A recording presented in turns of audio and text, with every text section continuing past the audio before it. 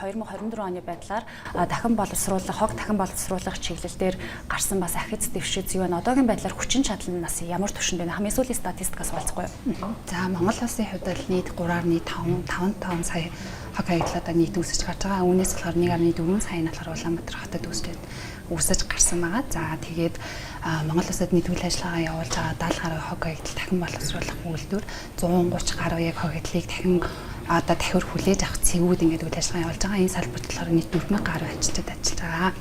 За одоо хог хаягдлыг дахин боловсруулах гэдэг үйлдвэрүүд нь болохоор ихэвчлэн ямархуу одоо яг төвшний бүтээгдэхүүнийг боловсруулж байгаа вэ гэхээр нөгөө хуванцар сав баглаа бодол тэгээд картон цаас өмс ч гэдэг иймэрхүү бүтээгдэхүүнийг дахин боловсруулад нэмэгдэх шингээгээд яг хятад болон бусад орнууд руу экспортоор гаргаж байгаа. За өнгөрсөн жилүүдтэй ингээд харьцуулах юм бол за 23 онд болохоор 5.5% гэдэг юм уу те. Ингээд хувьд нь болохоор ер нь л өссөн дүнгээр харагдаж байгаа. Энэ жилийн үед болохоор 2025 оны 7% гэж байгаа. За 7% гэдэг нь болохоор яг бид нар болохоор бусад орнуудтай өөрсдөө харьцуулахад бол нэлээд ер нь доошоогоо ер нь нэлээд одоо яг ийм индексээр харж үзэх юм бол нэлээд доод түвшинд явж байгаа гэж үзэж байгаа. Яг л одоо Европын албануудтай харьцуулаад ч юм уу те нийт хог хаягдлынхаа 99%-ийг харьцуулдаг, нийт хог хаягдлынхаа 70%-ийг харьцуулдаг. За хамгийн ойрхон жишээ болох манай Азийн орнууд ихэд бол бас яг адилхан нийт хог хаягдлынхаа одоо нэг 60%-ийг ингээд дахин боловсруулж байгаа.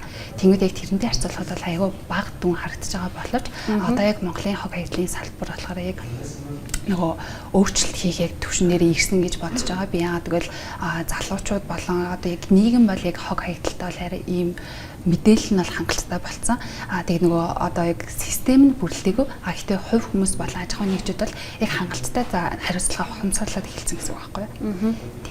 Тэгэхээр ерөнхийдөө яг бүрэн хүчин чадлаараа ажиллаж чадахгүй байгаа гэдгийг бас салбарынхаа мэдээлж байгаа. За дээрэс нь эргээд бас дэд бүтэц болон менежмент зохион байгуулалтын өөрчлөлтийг яг бүрэн хэмжээнд хийж чадахгүй байгаадаа холбоотойгоор гарч байгаа болол үр дүн нь бас яг сайн байж чадахгүй гэсэн шүү. Энэ тал дээр яг хамгийн гол нөлөөлж байгаа асуудлуудаас дуртахгүй юу? За хамгийн гол нөлөөлж байгаа асуудал мэдээж нөгөө логистикийн асуудал байгаа. Тэгэхээр нийт одоо энэ гарч байгаа 3.5 сая тонн хог хаягдлын нийт 50% хөдөө нутгаас гарч байгаа. За хөдөө нутгаас гарч байгаа хог хаягдлыг яаж бид нэр эргүүлэн татах вэ те?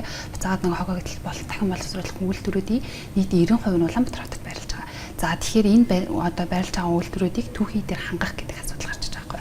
Тэгэхээр бид нэр хэрхэн одоо яг энэ логистикийн асуудлыг зэгцлээд одоо ганцхан нөгөө Улаанбаатар хот гэхгүй буцаад нөгөө Монгол улс даяараа одоо яг энэ хог хаягдлыг эргүүлэн татаж яг тэр нөгөө хог хаягдлыг дахин боловсруулах үйлдвэрүүд дээр түүхийг бэлтгэх яг иймэрхүү процесс нь бол ер нь бол нэлээд гацалтай явж байгаа. За нийслэлийн хувьд ч гэсэн муу адилхан хэдийгээд хог хаягдал дахин боловсруулах үйлдвэрүүд нь за Улаанбаатар хотын ойр хавцаа ингэж байж байгаа гэсэн боловч яг энэ логистикийн систем нь өөрөө амар буруу байгаад байгаа.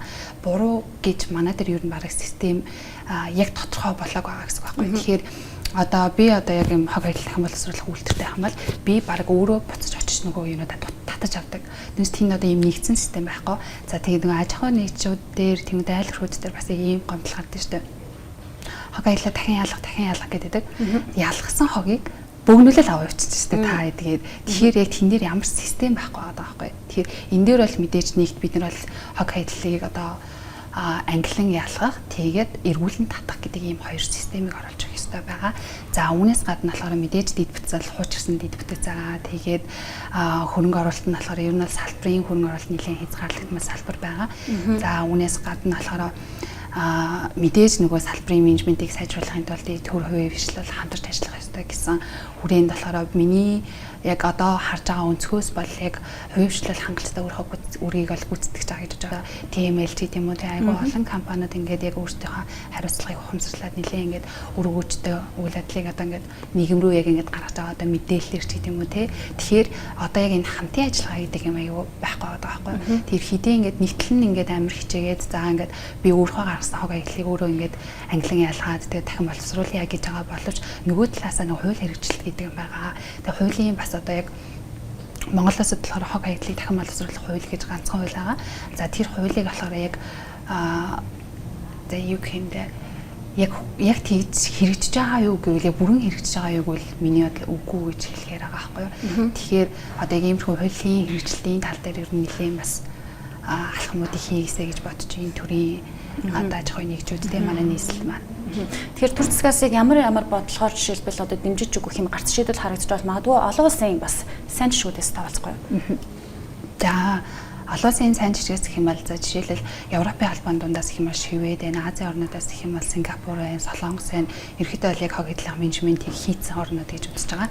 За тэгвэл тэнд болохоор Шведийн жишээг авахад бол нийт хог эдлийнхаа одоо 52%-ийг болохоор за хамгийн эхлээд болохоор мэдээж recycle хийж байгаа буюу дахин боловсруулж байгаа. За 47%-ийг нь дахин боловсруулад 52%-ийг нь waste to energy буюу хог эдлээс эрчим хүч гаргаж авах технологиор шилжүүлж байсан. Үлдсэн 1%-ийг нь болохоор landfill буюу буршлах гэсэн схемээр явж байгаа. За тэгэхээр ерөнхийдөө бол яг ийм 3 схем гэсэн үг байхгүй юу? Юу энгийн бөгөөд одоо бид нар ч гэсэн шууд аваад хэрэгжүүлэх боломжтой юм схем байгаа. За яг энийг хэрэгжүүлэхэд бол яг хамгийн эхлээд яах вэ гэхээр мэдээж нөгөө олон нийтийг болохоор яг энэ хог эдлийн менежментийн талаар ч юм уу тэгээд одоо байгаль орчны боловсролын талаар мэдлэгийг түгээх. За хог эдлийг одоо дахин ашигласнаар ямар хүн үр нөлөө байх вэ гэдэг юм уу те. Одоо та одоо яг одоо авж байгаа худалдаа авж байгаа бүтээгдэхүүнээр анхаарал хандуулахгүй бол за иймэрхүү үр дагавар гарах шүү гэж юм уу те. Иймэрхүү байдлаар мэдлэг мэдээллийг сайн түгээд одоо бид нар урьдчилан сэргийлэх ёстой гэсэн. Хог эдл гарахаас өмнө урьдчилан сэргийлэх нэг арга хэмжээ. Хоёр дахь нь болохоор дахин ашиглаа. За тэгэхээр энэ нь бол уул нь манайхтай айгүй ойрхон жишээ аахгүй дахин ашиглах гэхээр тэг бидний тодоохондоо болохоор яг ингээд Монгол улс ч юм бол яг ийм одоо нийт хүн ам ингэж төвлөрч амьдраад тэг хотчил ингэж явагдсанаас хойш нэг 40-50 жил явж байгаа. Тэнгүүд яг энэний өмнөх жилүүдэд болохоор бид нэр болохоор яг нөгөө nomadic lifestyle-аар амьдардаг гэсэн тэр одоо nomadic lifestyle-ийн яг одоо гол сүнс нь бол яг zero waste байгаа шүү дээ. Яг бүх юмаа дахин ашигладаг, ашиглах боломжтой бүх юмыг дахин ашигладаг. Тэгэхээр одоо reuse буюу дахин ашиглах гэдгийг бол хүн болгон яг одоо би ч гэсэн ингээ өөрөө бодож байгаа, чи бодож байгаа шууд хэрэгжүүлэх боломжтой байхгүй. Бид нэг бүтээгдэхүүн авахдаа шууд за энэ бүтээгдэхүүнээс би яг энэ бүтээгдэхүүний сав баглаа бодлыг харангуудаа за би энийг яаж дахиж ашиглах боломжтой вэ те бид нар барины шил авахтаа ч юм уу те за тэгвэл би дараа нь энийг ингээд ашиглаж иж гэдэг юм ийм шингийн юм хийж ингээд ашиглаж игээд нэг бүтээгдэхүүнийг ер нь амьдралын хүчлэг дуусан туслан ер нь ашиглах боломжтой байгаа байхгүй одоо хувцснэр хөтлөөд дэлхийн том fast fashion-нууд яг бүгд шилжиж байгаа дандаа дахин одоо ашигласан recycled хийсэн материалуудаар ер нь бол хувцаа ингээд шинжилээд явж байгаа. Тэгэхээр бид нэр одоо өөрсдөө худалдаа авалтын сонголтын дээр яг анхаарах хэрэгтэй байхгүй. Тэгэхээр хамгийн эхлээд ер нь бол хувь хүмүүсээс юу хэрэгтэй вэ гэхээр худалдаа авалт хийхдээ яг сонголт нь за энэ яг байгальд хэлтэй мөн. За нэгт бол байгаль хэлтэйгүйг нь харна. Хоёрт бол би энийг тэгвэл дараа нь яаж ашиглах боломжтой юм бэ гэдэг нөгөө бүтээгдэхүүний амьдралын хүчлэгийг ингээд уртсах боломжтой байгаа. За гуравт бол мэдээж нөгөө түрүүний хэлсэн recycleтэй. За нийт одоо гарч байгаа хог эдлийн 40-50% нь болохоор recycle буюу дахин боловсруулах боломжтой байдаг. За дахин боловсруулах боломжгүй үлдсэн хувьдыг бол одоо яг Европын орн ч юм уу тий Азийн орнуудыг яагаад авъя гэхээр нөгөө шатаагаад эрчим хүч гаргаж авч байгаа. Тий. За тэгээд хамгийн эцсийнх нь болохоор нөгөө шатаад эрчим хүч гаргаж аваад recycle хийгээ за яг үлдсэн боломжгүй гэсэн үеийг болохоор яг landfill маягаар. За тэгэхээр ерөнхийдөө хувийн хвшлийнхний оролцоо нэлээдгүй идэвхтэй болж байгаа гэж байна. За эргээд бас иргэдийн оролцоог одоо нэмэгдүүлэх чиглэл дээр юун дээр анхаарч ажиллах хэрэгтэй гэж бодож байна. За ерөнхийдөө болохоор одоо бас нэг 100 цаг болж байгаа учраас бид нэр яг энэ одоо clean up гэдэг юм уу том кампэйн ажлуудад өрнүүлэх ёстой байгаа. Тэгээд одоо Европын холбоотой ч юм уу эсвэл ингэ харьцуулаад харах юм бол илүү ингээд одоо миний алхам тутамд яг ногоон гэсэн үгнүүд ингээд амар харагддаг. Тэнгүүдээ дахин ашиглах, дахин боловсруулах гэдэг үгнүүдийн яг ийм татамжийг аягүй ихсэх ёстой юм шиг санагдаж байгаа байхгүй. Тэгэхээр одоо миний ажлын яг одоо орчинд байнгын тийм үгнүүд одоо 2-3 удаа татамжтай харагдаж байгаа хэвээр. Одоо сургууль цэцэрлэгийн орчинд ч гэсэн одоо бид нар ер нь бол айгүй нөгөө бага насны хүүхдээсээ эхлээд одоо тэр хүмүүс болохоор бидний ирээдүйн шүү дээ. Тэгэхээр яг тэр хүмүүсээс эхлээд 10 жилийн сургуулиуд дээр нэг хүн ба байгаль ч юм уу хөтөлбөрт нь заавал хог эдлийн менежмент хийх хичээлийг оруулах ёстой. Тэгэхээр 10 жилийн хүүхдүүд багасаа за би ямар бүтээгдэхүүн сонгож авах ёстой, яаж ашиглах ёстой, буцаад тэрнийг хаашаа явах ёстой гэдэг яг ийм ойлголтын аягүй сайн өгөх ёстой байгаа. Хууль эрх зүйн хүрээнд болохоор мэдээж эрх зүйн орчин Монгол улсад ер нь л тийм таатаа биш хэвээр байсаар байгаа. За энэ дээрээс болохоор манай албанаас болохоор 3 зүйлийг ингээд хүсэж байгаа. За нэгт нь бол мэдээж татврын асуудал яригдчихэж байгаа. За татврын асуудал дээр болохоор хог эдэл дахин боловсруулах, үйлдвэрт ашиглагдах тоног төхөөрөмж болон түүхий эд материалыг гаднаас импортоор оруулж ирэхэд татврын өнгөлт үзүүлэх. За хоёрт нь бол буцаад нөгөө хог эдэл дахин боловсруулад үйлдвэрт одоо бүтээгдэхүүн болоод гарч байгаа. Тэрийг экспортлох явцад бол бас экспортын татврын өнгөлөлт. Мэдээж нөгөө нэмэртийн албан татвар бас яг энэ салбар дээр бол нэлээд хэрэгтэй байгаа. Яагаад гэвэл байгаль орчин болоод хог эдлийн салбарч эдийн засгийн хувьд яг бие даасан салбар биш. Заавал нөгөө юм одоо төргийн одоо ийм бодлого зохицуулалтаар яг юм зохицуулагдаж байдаг салбаруудын нэг ахгүй хэдийн нөгөө зах зээл бизнесийн журам байгаа ч гэсэн яг энэ салбарыг нөгөө хитрхи одоо Монгол улсад ч биш ер нь бол дэлхийд яг адилхан яг бие даасан салбар болж чадаагүй салбар байгаа. За тийм учраас бид нэр яг татврын хувьд бол яг иймэрхүү асуудлууд дээр бол ер нь тусламж дэмжлэг ер нь авах боломжтой одоо аюутай төлөвлөгөөтэй ч юм яг иймэрхүү байгаа. Зохицуулт авахыг хүсэж байгаа. За хоёрт нь болохоор мэдээж нөгөө тандаа судалгаа байгаа. За нөгөө түрүүний хэлсэнчлэн одоо логистик гэж ярьсан. Тэнгүүд логистикийн гол одоо бид нар 21 аймагаас яаж тэр хог аяллыг татаж авах юм. Тэгээд тэрэн дээр болохоор бид нар болохоор логистикийн яг ийм тандаа судалгаа хийж байгаа. Судалгааг болохоор мэдээж хувийн байгууллагууд хийж байгаа ч гэсэн улс одоо яг одоо яамтай хамтраад юм уу те байгаль орчны яамтай хамтраад ч юм уу яг энэ судалгааг илүү боловсронгуй болгох дээр нь дэмжлэгийг ер нь хүсэж байгаа.